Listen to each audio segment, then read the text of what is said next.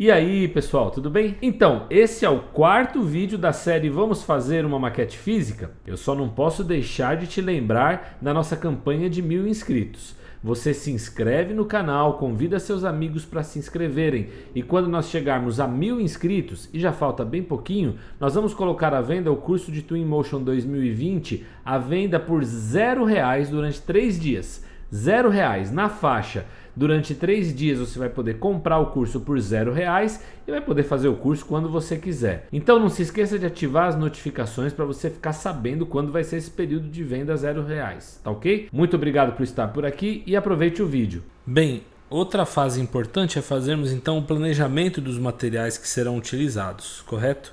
Então vamos lá. Aqui nessa platibanda nós temos uma espessura aqui na maquete, agora falando sempre das medidas da maquete, de 15 milímetros. 15 milímetros, né? 1,5 cm. Então nós vamos trabalhar aqui com um MDF, e aliás MDF vai ser o material dominante. Vamos trabalhar com MDF de 15 milímetros aqui, assim a gente consegue fazer essa peça inteira sólida, sem ter que recortar todas essas faces e fazê-la como se fosse uma peça oca, né? Então a minha ideia é partir de uma peça completa de 15 milímetros já na medida e fazer a escavação então dessa peça, fazendo a escavação ali dentro para que eu possa ter a platibanda feito. Provavelmente eu já faça, até ao invés de fazer dessa forma que eu desenhei, eu já faça a inclinação do telhado já representada dentro dessa peça. Vai ser bem interessante, né? Então eu não teria essas linhas aqui. Eu já faço uma peça esculpida usando a Halter, por isso que é importante a gente conhecer os equipamentos que o fornecedor usa, né? Então eu poderia usar na Halter com um MDF de 15 milímetros, fazer essa subtração aqui para formatar esse elemento. Esse elemento aqui também tem 15 milímetros. 15 milímetros também. Então aqui a ideia seria dividi-lo em duas partes, né? Provavelmente aqui nesse trecho aqui, ó, eu faria a divisão desse trecho. Eu faria então primeiro esse quadrado aqui em volta, né, separadamente, com essa espessura.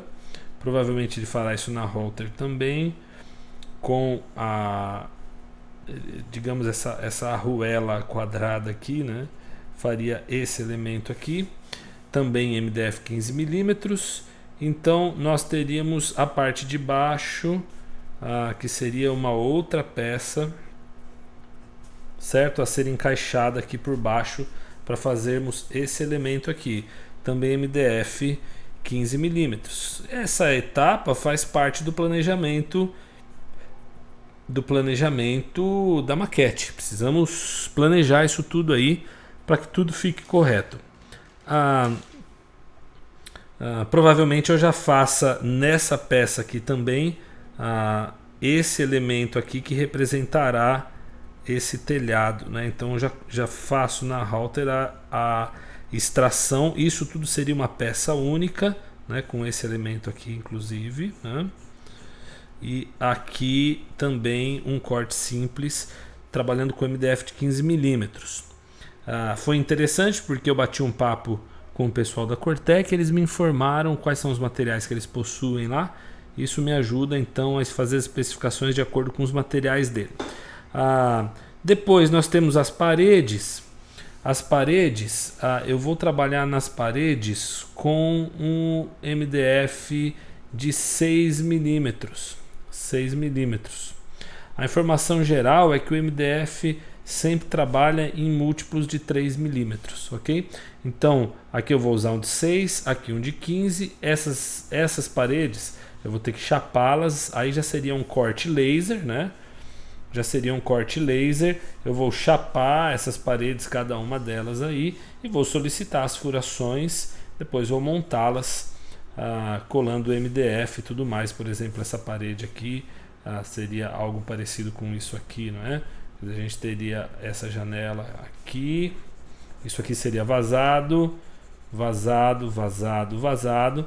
vou usar o MDF de 6 mm. Por que vou usar o MDF de 6 mm? Você imagina o MDF com uma espessura de 6 mm aqui? Porque aí eu posso encaixar as janelas ali dentro utilizando um acrílico 2 mm, né?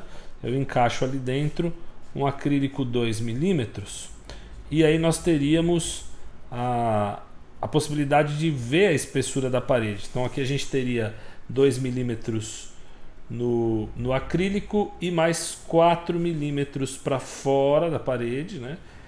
Totalizando aqui as paredes então em 6 mm, certo? Esse seria o plano para as paredes. E da mesma forma eu poderia fazer as portas. As portas eu faria um pouquinho mais espessa do que as paredes. Eu usaria para as portas então um MDF de 3 mm. Assim eu teria a mesma percepção, né? Quer dizer, eu teria aqui o vão da porta, olhando aqui em perspectiva, opa, o vão da porta aqui, acontecendo aqui, né? Deixa eu dar uma apagada nisso aqui porque ficou muito feio, não é mesmo? A gente teria aí o vão da porta com a madeira em 3 mm. Desculpa, a parede com 6 mm, certo? 6 mm.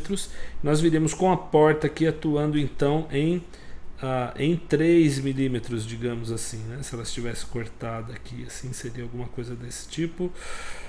3 mm para a porta. Da mesma forma, a gente poderia ver o respaldo, né? O requadro da porta aqui, também com 3 mm. Ou seja, faço a parede com 6 mm, conforme planejado, mas as portas eu faço em MDF 3 mm. Vai ser interessante porque eu posso no MDF gravar também, né? Posso pedir esse recorte, posso gravar uma linha, posso gravar os desenhos da porta, posso fazer esses desenhos, a mesma coisa no acrílico.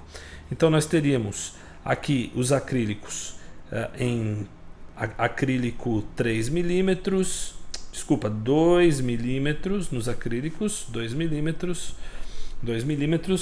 nas paredes MDF 6 mm e na porta MDF 3 mm para a porta. Então eu estaria trabalhando aí com os seguintes materiais: MDF de 15 mm, 6 mm e 3 mm. Estaria trabalhando com acrílico 2 mm. E provavelmente para essa base aqui, acho que aqui a gente poderia ter uma base aí também de MDF 15 mm, para tudo ficar uma base bem sólida, né? Então com esses materiais a gente resolveria esses elementos. Depois tem mais alguns detalhes que a gente pode pensar mais para frente, mas no geral esses seriam os materiais empregados, ok?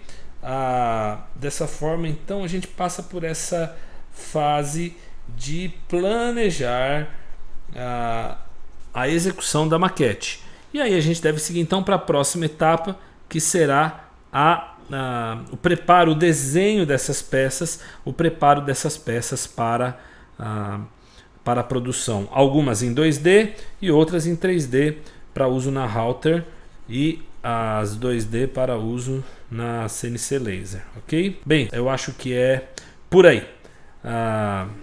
Seguimos então para a próxima etapa. Aqui é Rogério Martins, direto ao ponto.